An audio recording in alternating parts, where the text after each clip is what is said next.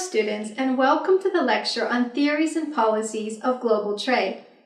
After this lecture, we will be able to learn the following objectives. Understand global trade. Explain the mercantilism theory of global trade. Define theory of absolute advantage. Describe the classical theory of global trade. Discuss RICARDO'S theory of comparative advantage. Explain the Heckscher-Ohlin trade model. Understand Porter's diamond of national advantage. Explain the evaluation of Heckscher-Ohlin theory of global trade. Let's start with introduction of theories and policies of global trade. Nations export and import goods and then examine barriers to trade and various steps that have been taken to lower barriers to trade. While foreign trade is not as emotionally loaded as, say, taxes and government spending, like most topics in economics, it stirs the blood of certain people. Those whose livelihoods and lifestyles are most affected by exports and imports. These people have very real concerns, but those concerns are specific to their individual lives. Economists almost universally believe that foreign trade in a free global marketplace will create the greatest good for the greatest number of people. It provides an introduction to the core of global trade theory and policy. Attention is paid to the use and relevance of various economic models in explaining global trade and evaluating global trade policy. Let us now discuss global trade. Global trades between countries and across continents have existed for centuries, including previous civilizations. Traditionally, global trade consisted of traded goods like textile, food items, spices, precious metals, precious stones, and objects of art and various items across borders. Everybody has heard of the Silk Route, as well as the Amber Road and other famous routes that existed, and the ports and settlements that flourished due to the trade, which was carried on through land routes as well as sea routes. One has come a long way since the earlier times, and global trade today has taken on new dimensions. Companies and organizations today are no longer entities with a local identity. Multinational organizations have emerged through the previous century with footprints all over the globe. They have in fact shrunk the earth and changed the way businesses are conducted. Companies no longer limit themselves to local markets. They no longer depend upon local resources. The mercantilists proposed theory of mercantilism. They were a group of economists who preceded Adam Smith. The foundations of economic thought between 1500 and 1800 were based on mercantilism. Mercantilists believed that the world had a finite store of wealth. Therefore, when one country got more, other countries had less. Mercantilists restricted imports and encouraged or subsidized exports as a conscious policy to make their citizens better off. Mercantilists judged the success of trade by the size of the trade balance. Trade is the engine of the global economy. More people, more goods, and more services are crossing borders today than ever before. But trade has changed dramatically in the 21st century. Through much of history, a good produced in a country was largely made of parts sourced there. Today, products are composed of parts from all over the world. To fully understand trade, we have to measure the value added at each point in the process. Imagine China exports a $100 smartphone to the United States. China may have only produced $10 or $20 of the total value of that phone. The rest of it was imported from elsewhere. Graphic design from a California studio, computer code from programmers in France, a silicon chip from a factory in Singapore, precious metals mined in Bolivia. Many countries benefit from the export of this phone, but standard trade data does not reflect this. What's needed is a system for tracing the value that is added by all countries involved in producing this phone. The OECD WTO Trade and Value Added Initiative aims to help people understand that traditional trade data is not actually telling the whole story. Standard data shows that China has high surpluses with the United States and the European Union, and a large deficit with Japan. Looked at in value-added terms, China's surpluses and deficits decrease as Chinese exports have a high foreign content. Japan is another country that has run high trade surpluses with the United States and more recently with China.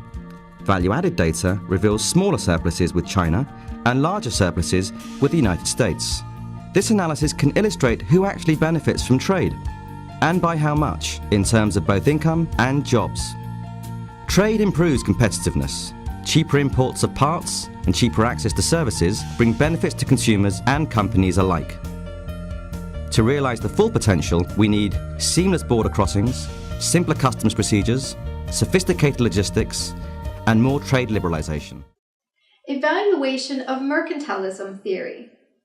Mercantilist writers have been lauded and criticized in the literature on foreign trade at least since Hume's political discourses in 1752.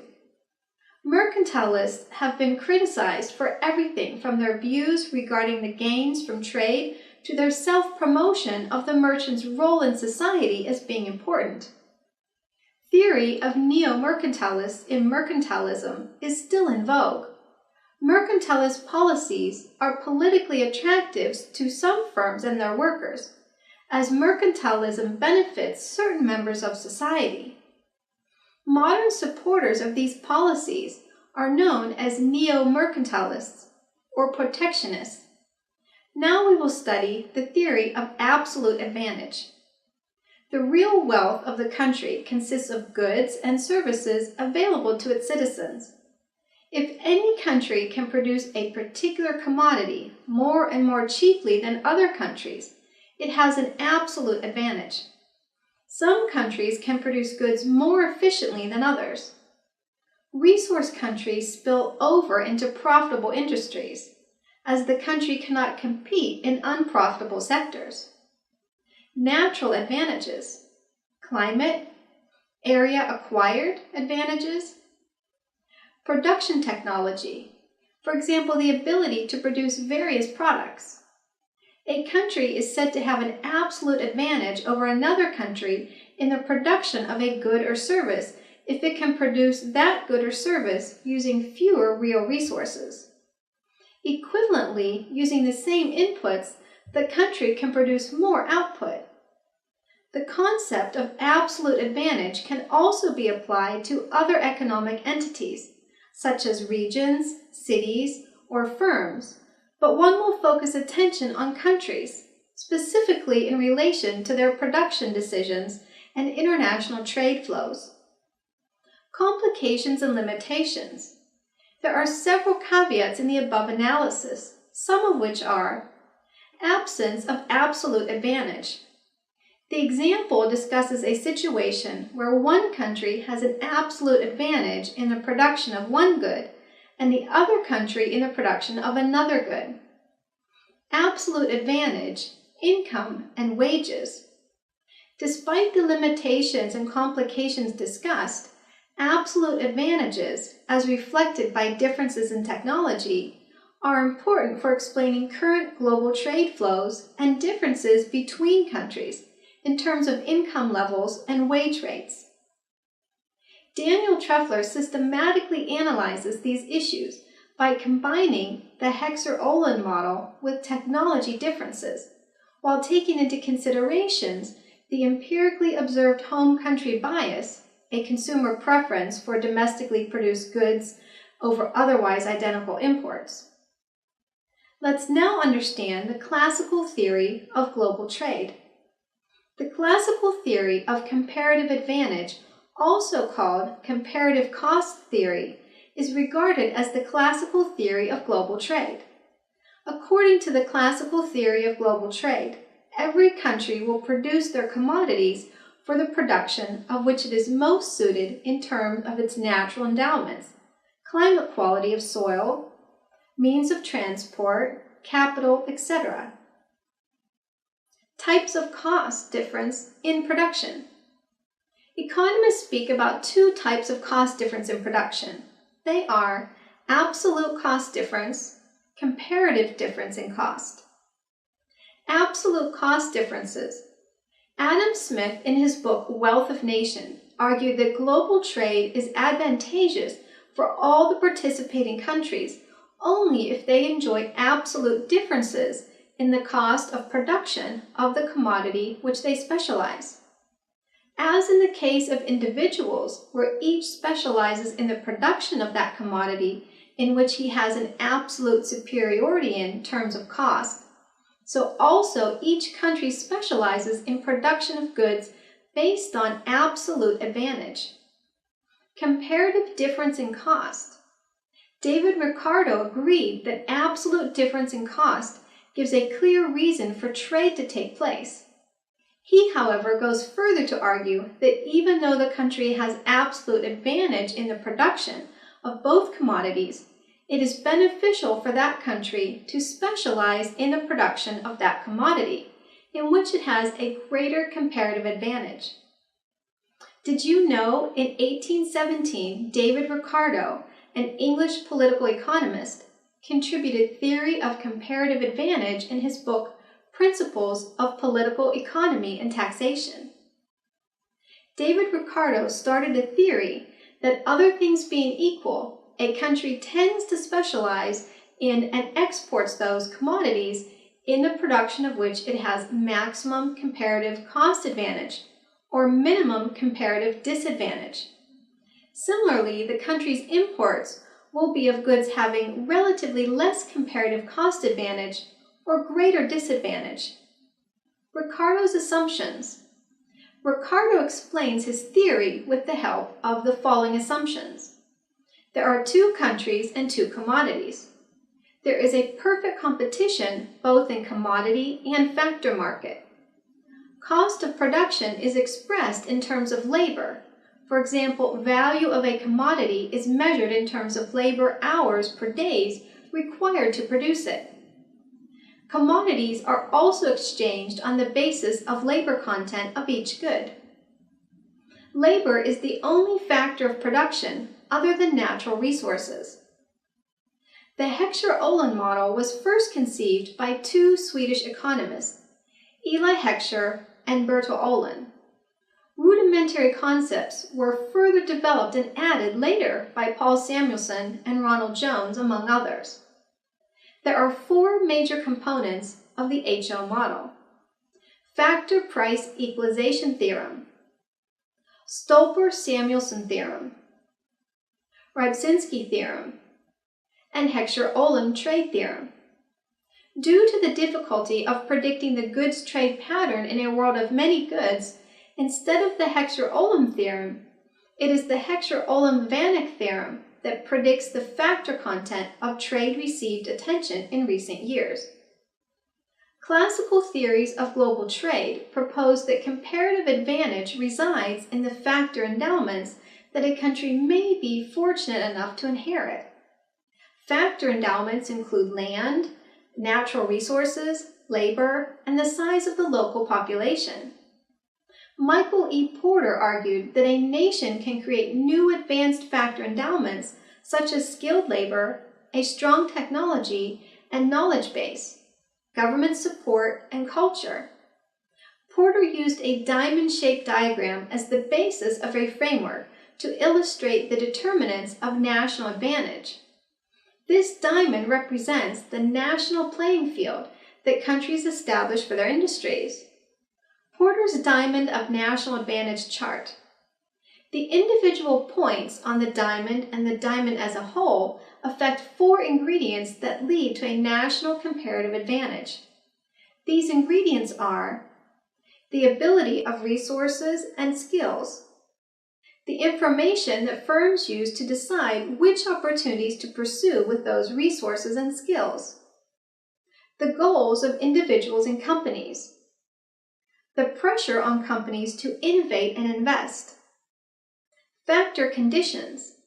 A country creates its own important factors, such as skilled resources and technological base. The stock of factors at a given time is less important than the extent that they are upgraded and deployed.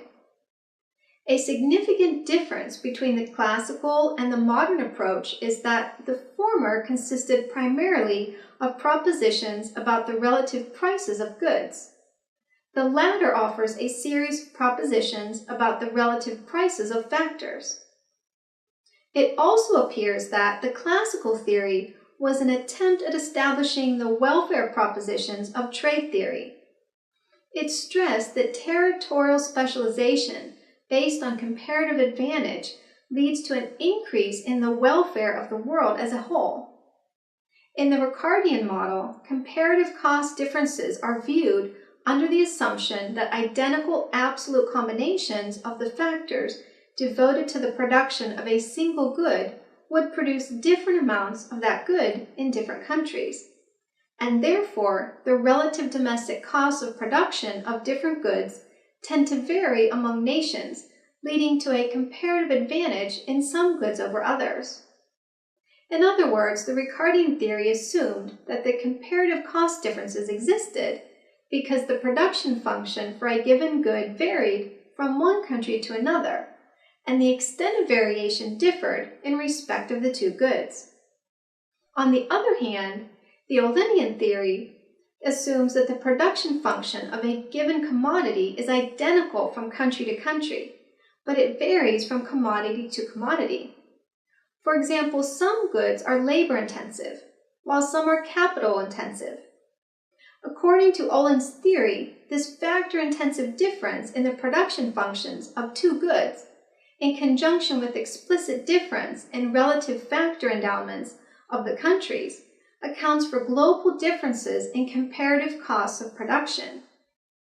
In this way, the modern theory of global trade represents a genuine break with and considerable improvement upon the classical dogma of comparative costs. Although many countries have steadily opened up its economy, its tariffs continue to be high when compared with other countries, and its investment norms are still restrictive. This leads some to see many countries as rapidly globalizing, while others still see it as highly protectionist. Till the early 1990s, many countries were a closed economy. Average tariffs exceeded 200%. Quantitative restrictions on imports were extensive, and there were stringent restrictions on foreign investment. The countries began to cautiously reform in the 1990s, liberalizing only under conditions of extreme necessity.